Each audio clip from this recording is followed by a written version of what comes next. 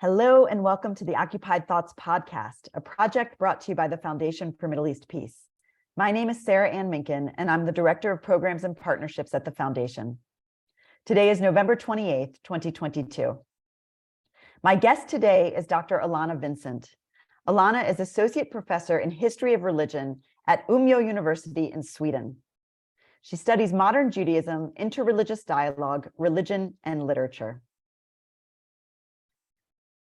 Today, we will be talking about the IHRA working definition of anti-Semitism, a definition that is widely used to stifle criticism of the State of Israel and advocacy for Palestinian rights. For years, there has been a concerted, well-organized effort to ensure the adoption of the IHRA definition as enforceable speech code by many states and countries. The impetus for today's conversation is the current campaign at the United Nations for them to adopt the IHRA definition. Listeners to this podcast know that the IHRA definition is something that FMEP has focused on a great deal. My colleague and FMEP President Laura Friedman is a great expert on this topic and has created many resources of great use for any deep dive into the definition and into the efforts to redefine anti-Semitism to quash criticism of Israel. I recommend visiting the FMEP website and clicking on our spotlight on the IHRA to see more, to dig in deep.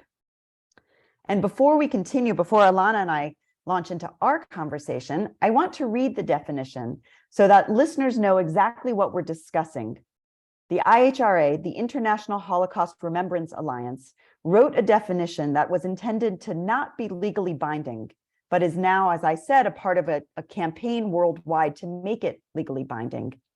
The definition itself is short, and it carries with it 11 examples of anti-Semitism that are meant to illustrate what anti-Semitism actually is. I'm going to read the definition and then a couple of the examples.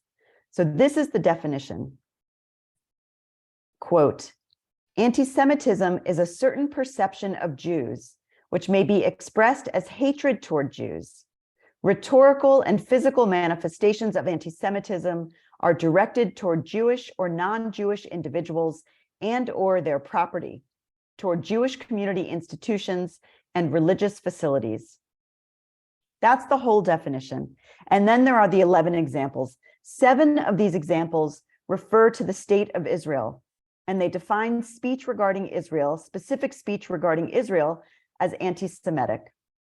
These include, for instance, and I'm quoting, claiming that the existence of a state of Israel is a racist endeavor, applying double standards by requiring of it, meaning Israel, a behavior not expected or demanded of any other democratic nation, or, and again, I'm still quoting, drawing comparisons of contemporary Israeli policy to that of the Nazis. Those are just 3 of the examples from the IHRA definition. So now, Alana, let's talk. So a few weeks ago, you tweeted, and now I'm quoting you, the IHRA must not become an international standard. You wrote, I have spent years defending the IHRA using the same argument the EU Commission is still holding on to. But a definition is more than the words on the page. The way it is interpreted and put into use also matters. That's what you tweeted. Will you tell us about your position on the IHRA? How has your position changed over time? So I come to this conversation through my background in Holocaust studies and through having gone from Holocaust studies to working as an anti-Semitism awareness educator and campaigner, which means that for a great deal of my working life, I have been trying to explain the IHRA to individuals and organizations who are concerned about anti-Semitism or know they should be concerned about anti-Semitism, but haven't been exactly sure what practical form that concern should take. The IHRA definition, as you've already said, is very focused on Israel-Palestine. And this is a serious problem, for example, for a lot of church groups that I've worked with and consulted with who have, on the one hand, a consciousness about Christian complicity in the Holocaust and Christian anti-Semitism that they feel like they really should be working on.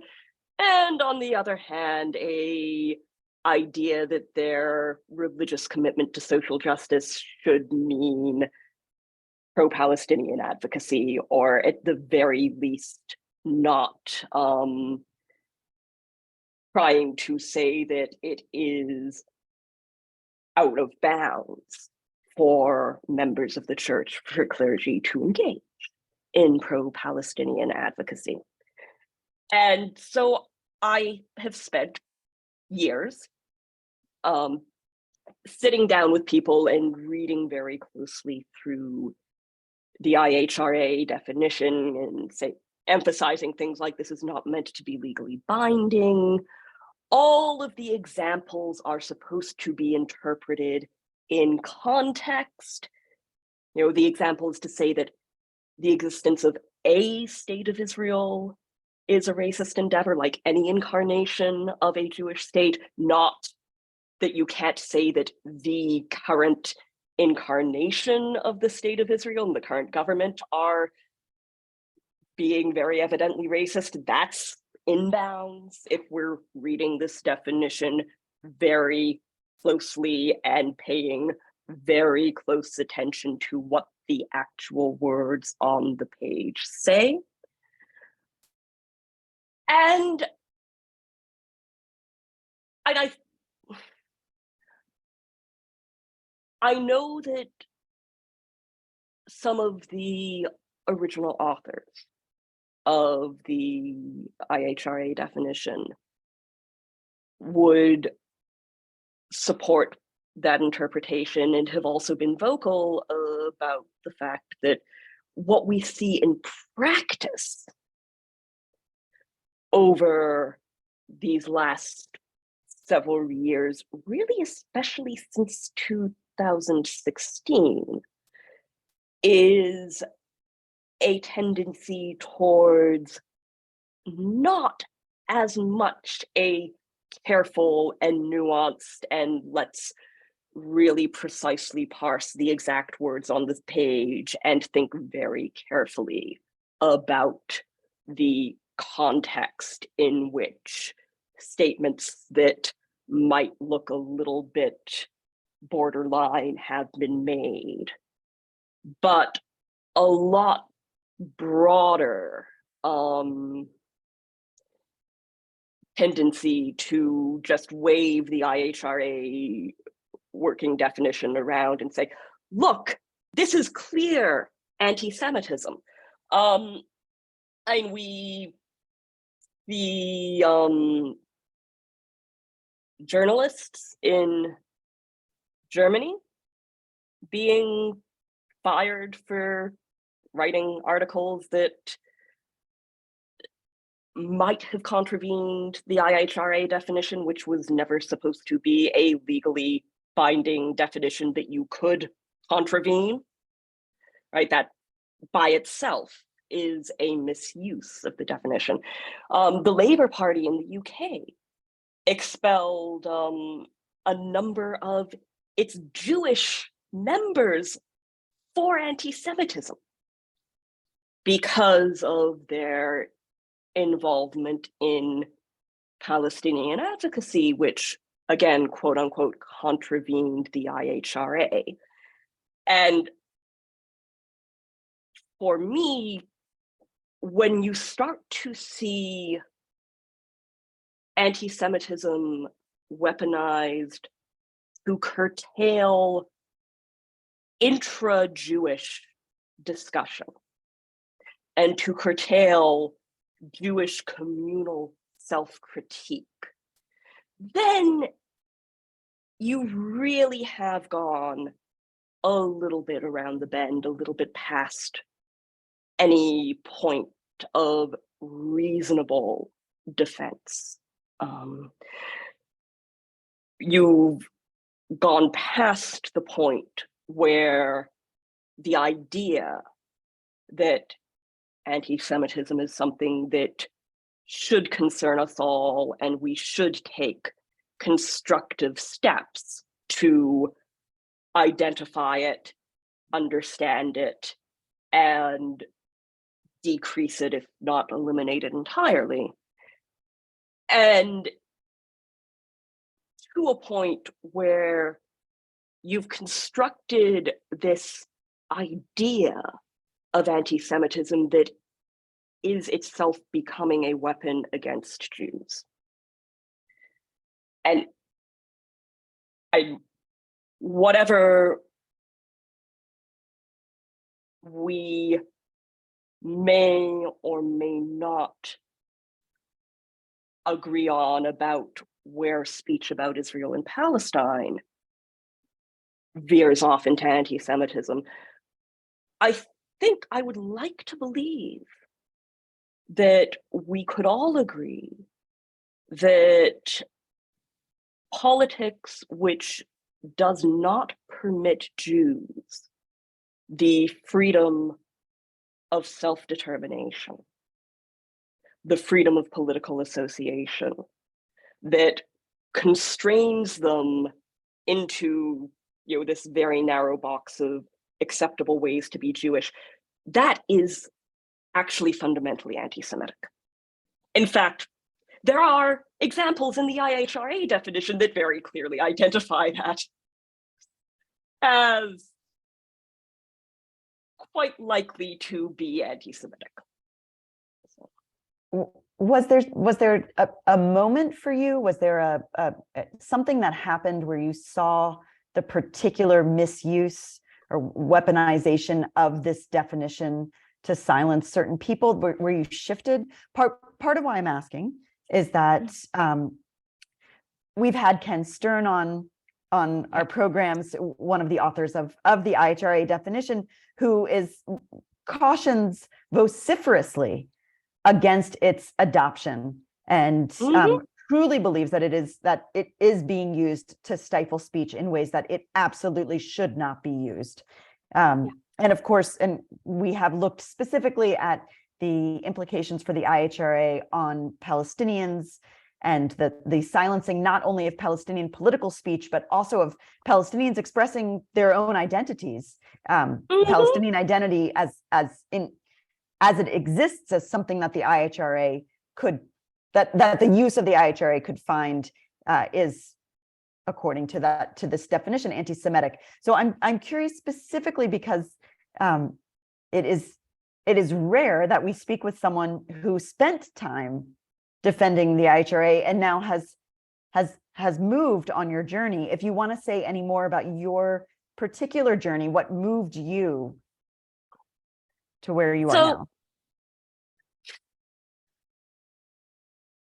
I have been really aware of both the shortcomings of the IHRA as a definition, and I think I should also point out the IHRA definition as written is really unhelpfully vague.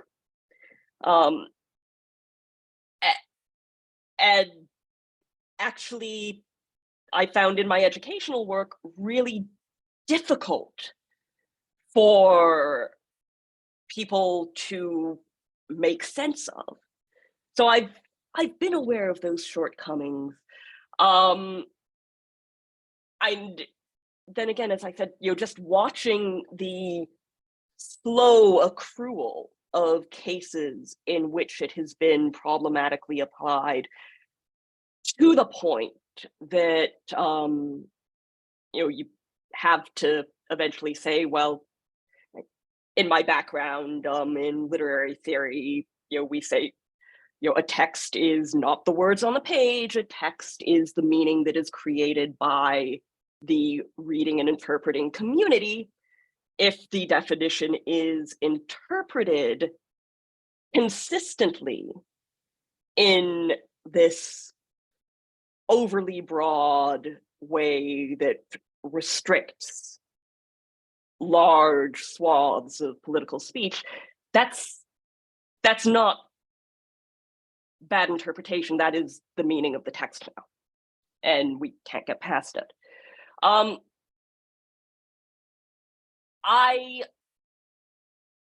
however, also think that it's very difficult to talk about things unless you have some sort of working definition. And this is the impulse that led the IHRA to be formulated in the first place, right? It's one thing to say, oh yes, anti-Semitism, it's a big problem. We should be more aware of it. We should do something about it. Well, then we have to be clear about exactly what anti-Semitism is and what anti-Semitism isn't.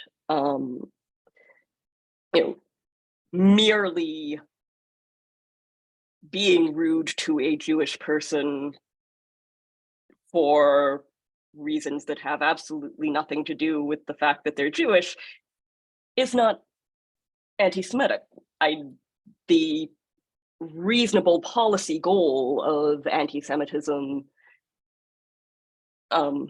educational work is not to create a world in which no Jew ever has a bad experience at any time for any reason. We should all want such a world for all of us, but we're working on reasonable, achievable goals. The goal of anti-Semitism awareness is that no Jew encounters prejudice on the basis of their Jewishness. And so a definition is a useful tool. The point at which I felt able to actually say, well, okay, definitions are necessary, but this definition ain't it, is really these past couple years as we brought out the Jerusalem Declaration on anti-Semitism, which is a widely agreed upon amongst academics correction to and nuancing of the IHRA definition. So we have the basic definition, which narrows the field a lot. So where the IHRA definition is that anti-Semitism is a certain perception of Jews which may be expressed as hatred towards Jews. JDA says anti-Semitism is discrimination, prejudice, hostility, or violence against Jews as Jews or Jewish institutions as Jewish, right? So it's more critically useful. It doesn't contradict what the IHRA says, it just makes it clearer. And likewise, the JDA came with a number of, we call them guidelines for interpretation. Before you go into those guidelines, though, yes. and I appreciate that you brought up the JDA, the Jerusalem Declaration on Anti-Semitism, and we're going to come back to that. But I want us actually, so most recently, you are one of 128 scholars of Jewish history and Holocaust studies who signed a statement, which we're linking to on the website. We've all of the resources we're talking about, we're linking to on the website, but you signed a statement calling on the UN not to adopt the IHRA. So obviously the UN is a really important forum for this discussion, and there is a campaign at the UN to get the UN, a campaign led by the Israeli ambassador to the UN to get the UN to pass the IHRA. But you have taken a really active role on Twitter at this moment of this campaign. And I wanted to ask you specifically about, especially because you were just talking about the necessity of having an effective definition, one that is specific and nuanced, which the IHRA is not. So some of the defense of the IHRA comes from the European Commission's use of the IHRA and their official efforts to combat anti-Semitism. So they promote a study called, this is the study, and we'll have a link to this too. It's called Experiences and Perceptions of Anti-Semitism, Second Survey on Discrimination and Hate Crime Against Jews in the EU. And they say that this survey supports using the IHRA working definition as something that is victims-based and evidence-based. And according to them, and I'm quoting again, the EU Commission's coordinator on combating anti-Semitism, Katarina von Schnerbing, she said, and now I'm quoting her, the IHRA reflects what the vast majority of European Jews regards as anti-Semitic. This includes Israel-related anti-Semitism. In fact, it is the form of anti-Semitism that European Jews encounter most. So that's what she claims based on their research. And you actually responded, and you responded on this question of whether the use of the IHRA is victim-centered and evidence-based. And so I'm asking you as a scholar, but really as a teacher, because I want to ask you to speak to our audience as you would explain in the classroom, as you would talk to lay people. How is the EU Commission identifying and measuring anti-Semitism and perceptions of anti-Semitism? And what are the flaws with their method? Right. So the FRA survey is the largest pan-European survey on Jewish life, Jewish identity that we have, which means that I spend a fair amount of time with it because part of what I teach is contemporary Jewish life, and that kind of demographic data that the survey generates is important. So a couple things. First, we have to be aware of the sampling methodology for the survey, how they found people to respond to it. And the sample for this survey was self-selected. They recruited participants via advertisements in Jewish newspapers, via contact with synagogues, etc., which means, first of all, the chances of Jews who are not consuming that media or in those orbits being included in that sample are kind of low. That's a concern because actually, well, for example, a lot anecdotally, and I'll say this is anecdotal because precisely we don't have the data to confirm it. But for example, actually, a lot of Israeli expats don't move in those circles and may or may not, therefore, have been included in that survey, on the one hand. On the other hand, the sample did include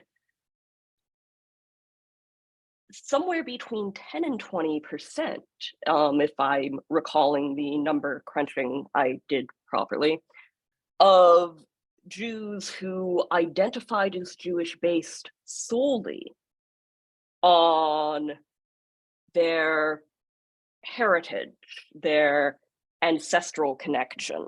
And that very likely would include, for example, a number of practicing Christians. It very, very likely includes,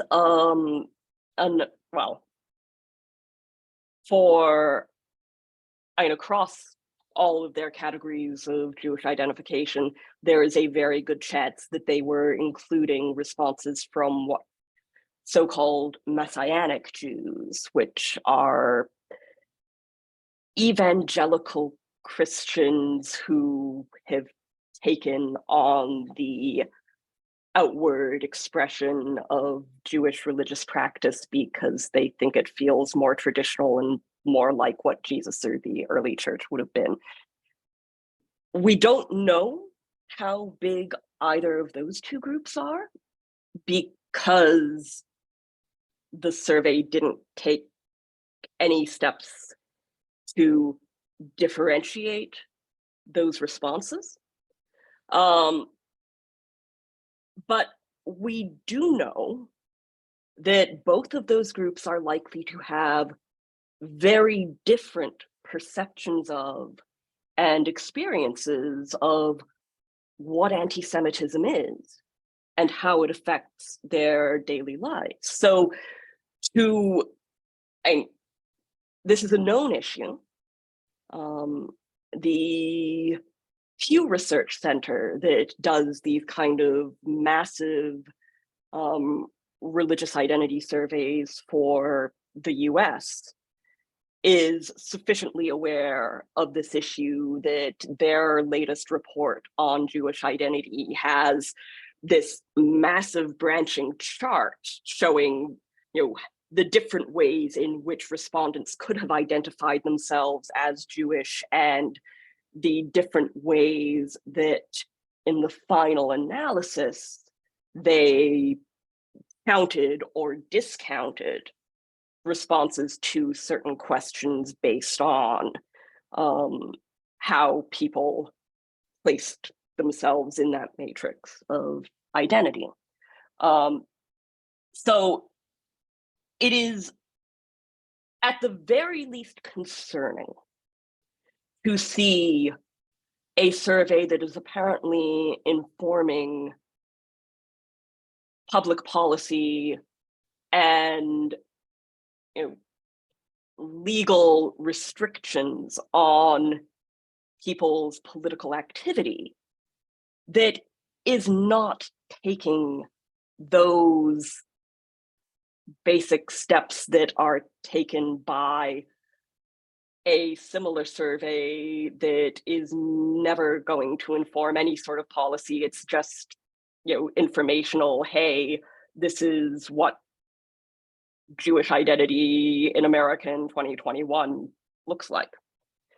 So that's one area of concern. Like I said, we literally do not have the data to determine how serious that concern is because the FRA didn't ask the relevant questions. But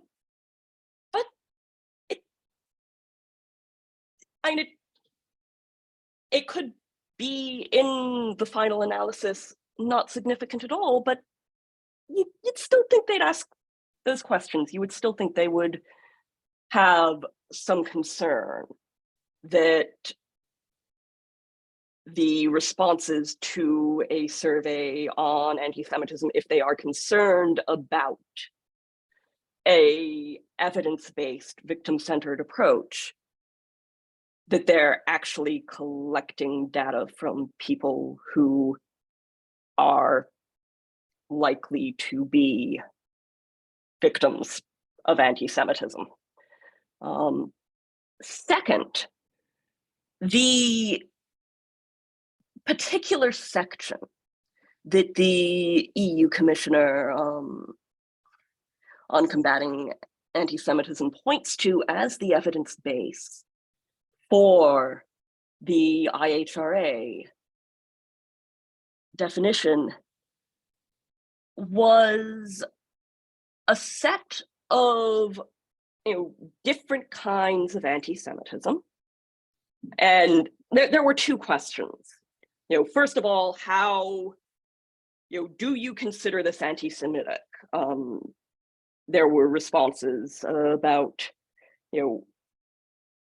how many respondents thought that each example was or was not anti-Semitic. And second of all, how frequently have you encountered this form of anti-Semitism? Here's the thing. Those statements were not drawn from free text responses or focus group interviews, or they weren't examples of things that survey respondents independently reported having encountered. These were a list of examples that were part of the survey. The survey makers decided what the relevant examples were, and they were all drawn from the IHRA. So, yes, of course, that section of the survey generated evidence that respondents had experienced the forms of anti-Semitism that were identified by the IHRA, because that's what that question was designed to do. It was not, for example, seeking to identify other forms of anti-Semitism that the IHRA isn't as clearly focused on. It's really interesting to me, actually. I did do some digging in the survey, because much later, they ask about whether survey respondents are aware of, and whether they consider it a problem that a number of EU countries are in the process of passing legislation to prohibit Jewish religious practices such as kosher slaughter and circumcision. And actually, the rate of people saying, yes, this would be a serious problem, is much higher than the rate of people responding in this earlier section of the survey saying that criticism of Israel they experience as anti-Semitic, right? So there's a little bit of the way that you frame questions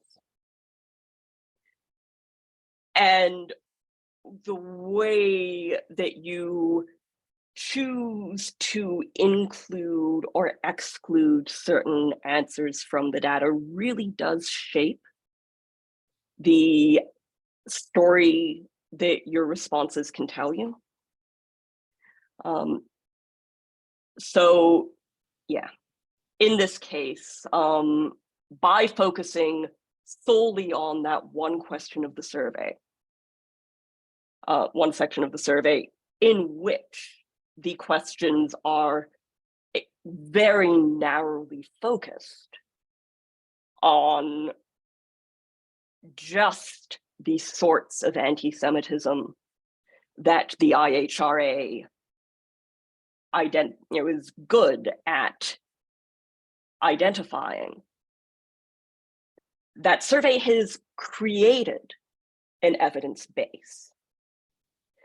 But that evidence base could only have been created because the survey makers had already decided that these were the relevant terms for the question they needed to ask. Thank you for that very, very clear analysis and for explaining that so clearly, and the ways in which power and policy are intertwined in the production of knowledge, in this question asking and in this creation of data that then serves the purpose of enhancing this particular expression of policy and this form of weaponization of anti-Semitism. So I actually, and we're coming towards the end of our time together, and you already brought up the declaration, the Jerusalem Declaration on Anti-Semitism, to which you're a signatory. This is a definition that was released a couple of years ago. It was developed by scholars and signed by several hundred scholars. It's a definition and guidelines.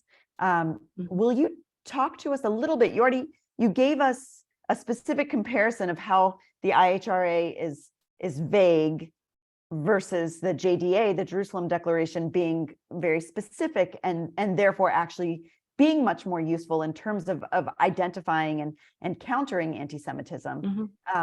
Will you talk to us a little bit more about why you think this kind of nuance that the JDA offers is particularly valuable for identifying and understanding anti-Semitism?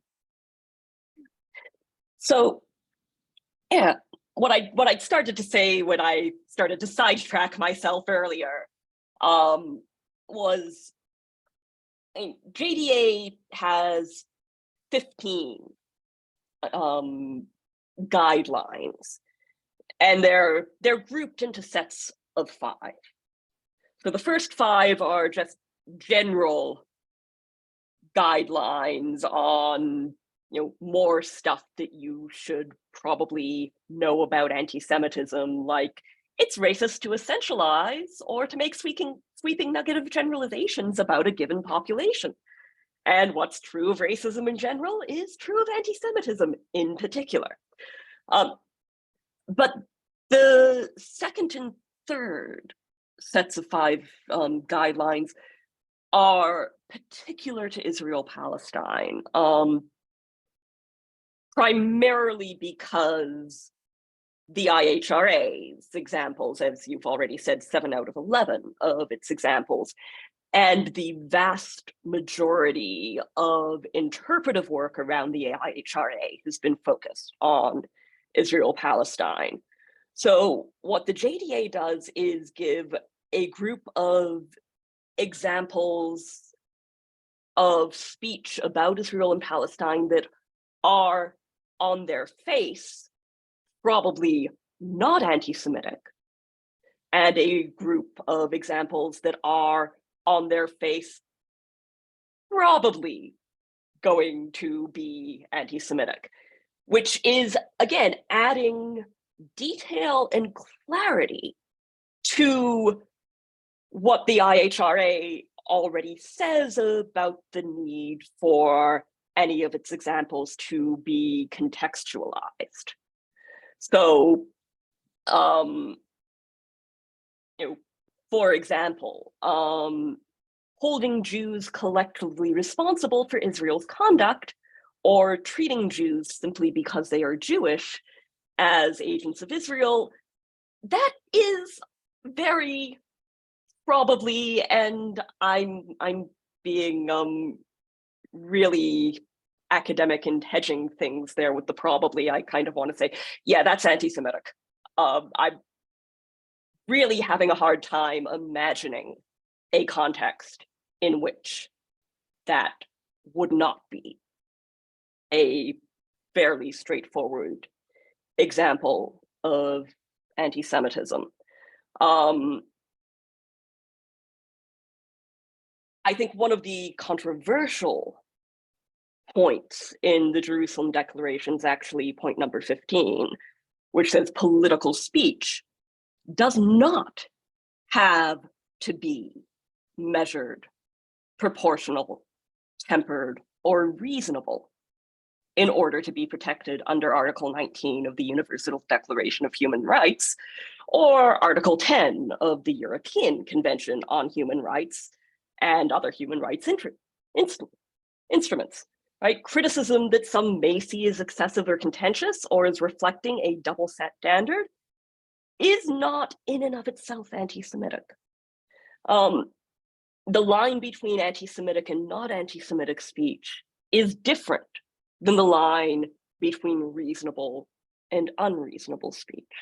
I think that's really an important distinction to keep in mind, because otherwise it becomes very difficult for people like me to properly do our jobs of anti-Semitism awareness, because every time we walk into a room, we're faced with people saying, so you're here to tell me that I can't say anything about anything because everything's anti-Semitic. And on the one hand, if that is a problem you encounter frequently in your life, then I would like to invite you to reflect upon the kinds of speech you are choosing to routinely engage in. But on the other hand, if that is a perception that is being formed by legitimate observation of the ways that a definition of anti-Semitism is being used to curtail otherwise legitimate speech, no matter how misguided or unreasonable it may be, that's a problem. And that's not just a problem for people wanting to engage in that speech, that's a problem for people who are actually serious about combating anti-Semitism instead of reinforcing anti-Semitic stereotypes. Thank you. That was very, very helpful.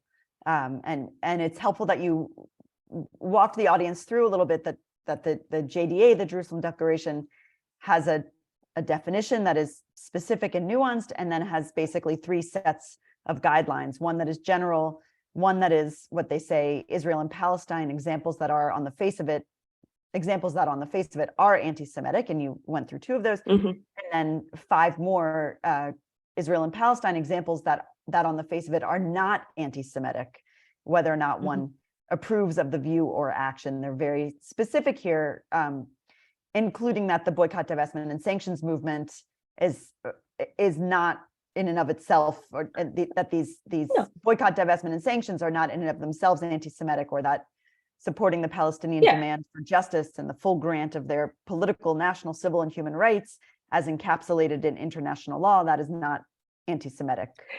It goes on. Face. Right. Yeah. Let me be clear.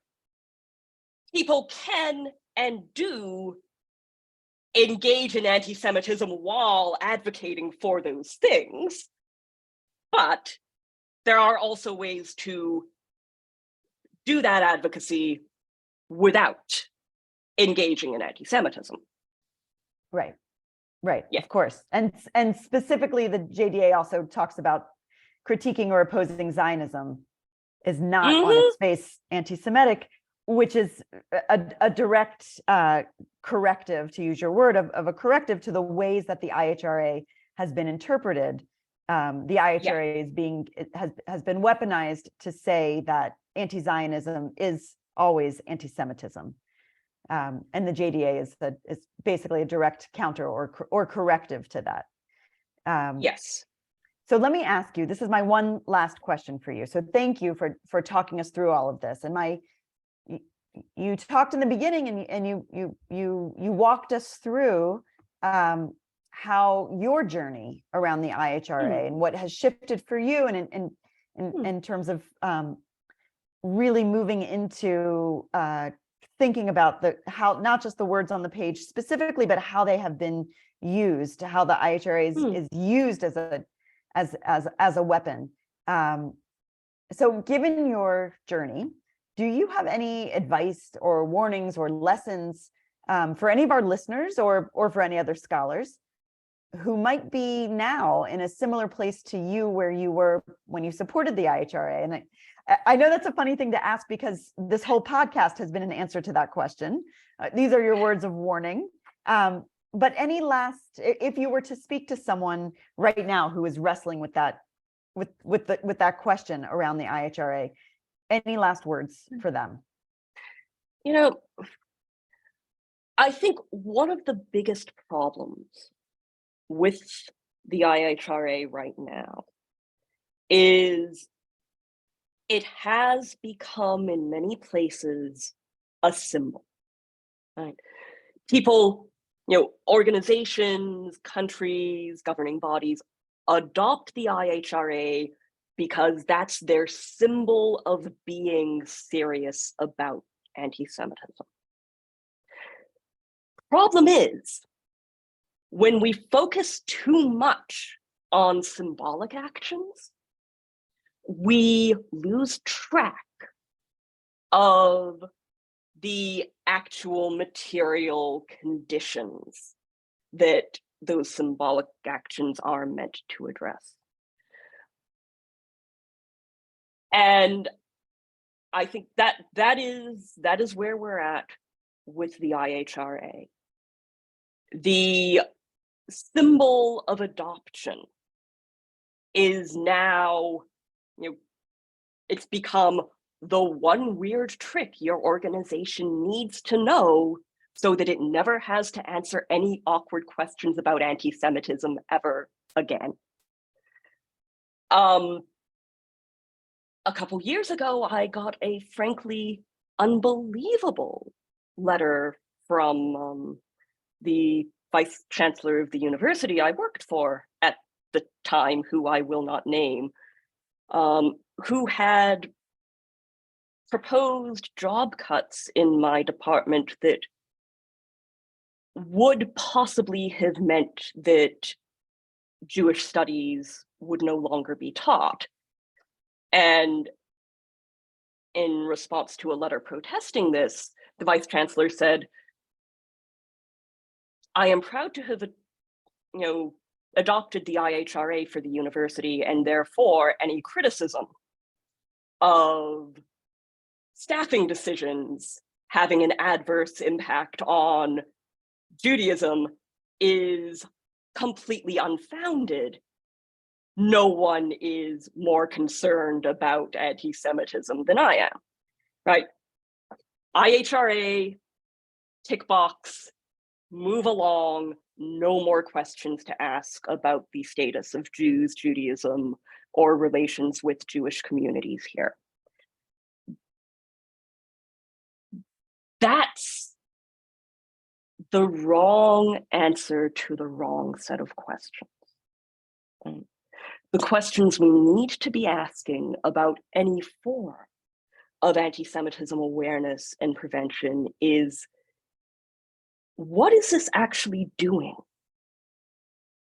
to improve the lives and the sustainability of Jewish individuals and Jewish communities in this circumstance? That's a lot harder than a one-size-fits-all policy adoption, but that's where the work is. That is great. I really, really appreciate your time, Alana. I appreciate your explanations and your expertise. Thank you so much for walking us through all of this. And that was a really powerful place to where you delivered us just now at the end. So thank you so much, Alana, for your time. And thank you to all of our listeners for tuning in to this episode of the Occupied Thoughts podcast, a project of the Foundation for Middle East Peace. You can visit our website, www.fmep.org, to find the links to many of the resources, to all of the resources that we talked about in today's podcast, but also to subscribe to many of our resources and publications and find more information on the IHRA, on the weaponization of anti-Semitism, and of course, far more information on Israel-Palestine. So go to our website, www.fmep.org. I am Sarah Ann Minkin. I look forward to the next episode. Thank you so much for today. Take good care.